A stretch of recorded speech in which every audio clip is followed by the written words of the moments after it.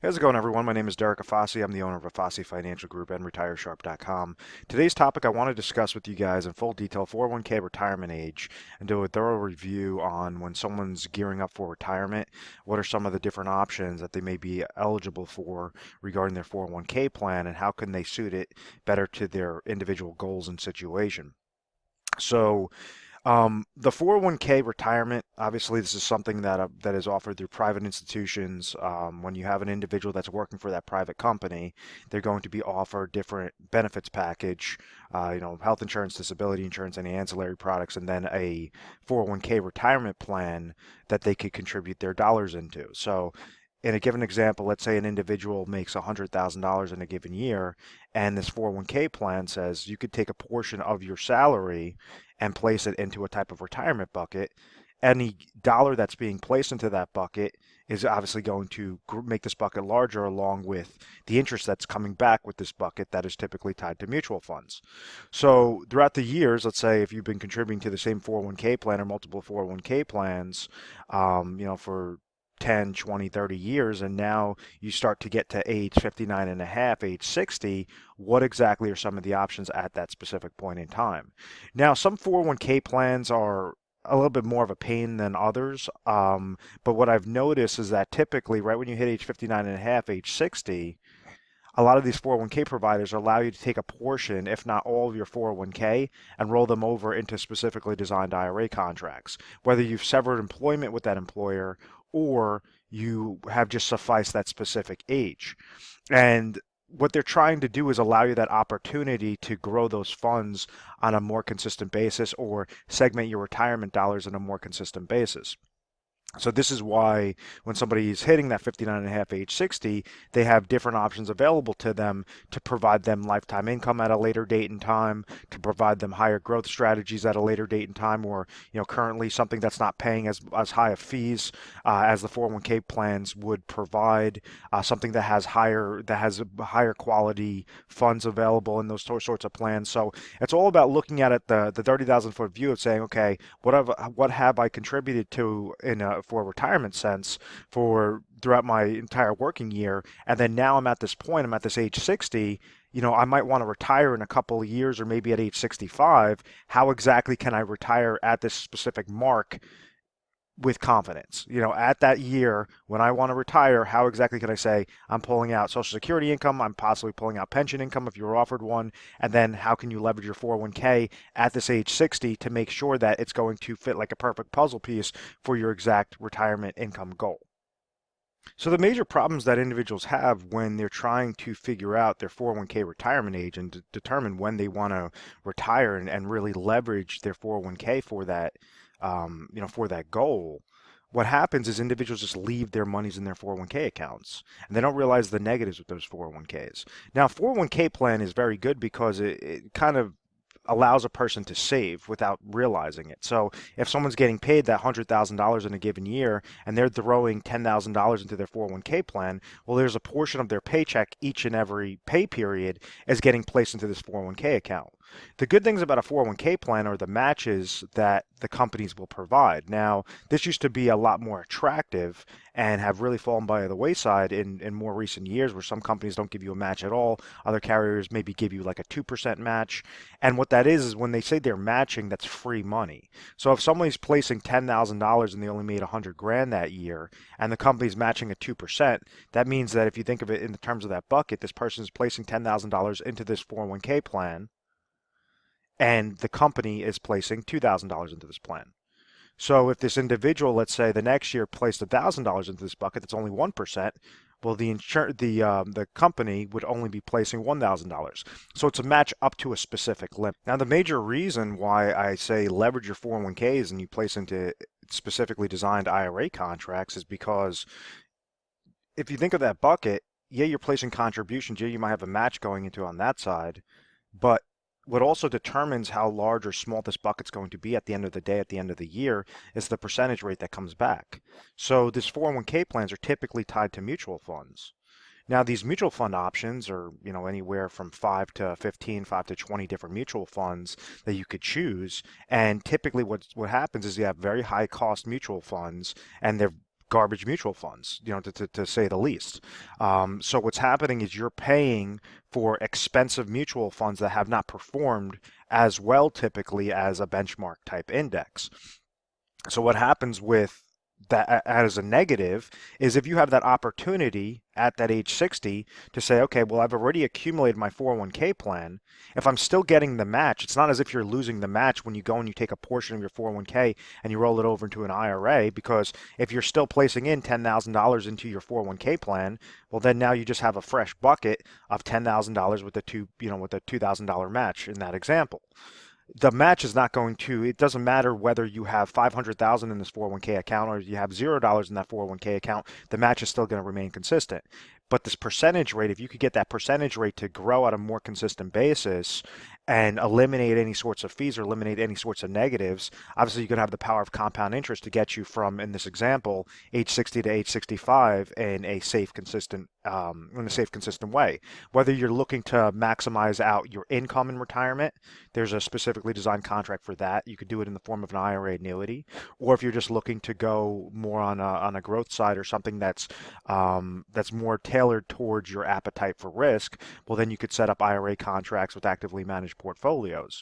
So if you think about it like this bucket, a 401k and an IRA are very similar because they're both qualified retirement accounts. So they're both accounts that you cannot pull, you cannot start taking distributions from until you're age 59 and a half. And they also have required minimum distributions at age 70 and a half, where the government is requiring you, the IRS is requiring you to start taking distributions from that specific account. Unlike the 401k, which you might have, 5 to 20 different funds to choose from, or you can have an option of 300 different funds to choose from. Well, that's just more eggs in your basket to give you a higher growth potential if you're trying to have growth as one of your goals. And when I go through the different formats of what is typically makes an individual confident in their retirement, it comes down to three main criteria. And when you're looking at those three main criteria, how exactly can you implement it to your exact situation by leveraging your 401k retirement age and segmenting it like a perfect puzzle piece to accomplish your goals and accomplish your retirement with confidence? What I mean by that is, like, let's say the first goal is income. So if this person's age 60 and they want to retire at age 65, let's say at age 65 they have Social Security income coming to them. They unfortunately don't have any pension coming to them. And then they have their retirement savings and it's all invested into a 401k plan.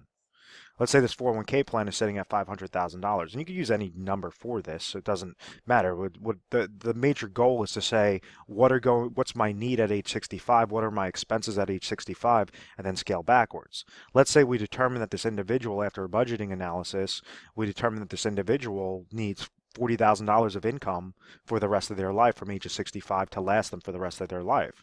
Well, what they can do is take out of their at age 65, let's say they're receiving $30,000 of Social Security income, they're not receiving anything regarding pension income, and they have $500,000 of retirement savings. Well, that's an easy example because all this says is that their guaranteed income sources are $30,000, but their need is $40,000. So therefore, we have to figure out $10,000 worth of guaranteed income of a guaranteed income play. So out of this $500,000, if they're eligible for on their 401k, they could roll over that 401k into a specifically designed IRA contract. You could leverage a type of fixed annuity, making sure that there's tiers of safety, a legal reserve structure, tiers of safety in that will provide them $10,000 of income that maybe that's only going to cost them $150,000 to produce that $10,000 of income with that 5-year deferral. So out of that account, $350,000 is left over on the sidelines, or is at least left back over into your 401k account. As opposed to just saying, okay, I'm going to hope that my 401k account keeps growing and growing and growing. And that's what a lot of individuals in 2008 did. And unfortunately, they've experienced half of their portfolio getting depleted. So they walked into the year with 500,000. They walked out of the year with 250,000. They didn't take any distributions out. It was because this percentage rate came back negative. So how exactly can we make sure that we're at least securing it? We're securing your income sources properly, and we're making sure that they're within like-to-like terms. You do a 401k into an IRA because a 401k is a qualified retirement account, an IRA is a qualified retirement account, so it's like-to-like terms, rather than taking your 401k out and throwing it into your checking account that will obviously target a taxable event and you get hit with high taxation. So that's just a really simple example of using an IRA annuity. Now, with this situation, we only needed 150,000 into that IRA annuity, and now you have $350,000, as mentioned before, left over. So number two is emergency funds. It's wise to always have in between 6 to 12 months into emergency funds. So maybe we're leaving about another 50,000, 50,000, 80,000 in emergency funds. We'll just call it even 100 grand that you could leave that in liquid cash, something that you could have a portion of it. You could roll over a portion of your 401k into some sort of qualified IRA money market account. So you have liquid cash with that. And then the third option is that inflationary protection to say, okay, at age 65, I have $40,000 of need of income, but a portion of my expenses are fixed, a portion of my expenses are inflationary. How could I make sure that I'm receiving step ups in income? And that's when you could grow those remaining money. So in this example, we use 150 into the IRA annuity, 100,000 was just into a simple IRA account that has liquid access to those funds in case of an emergency.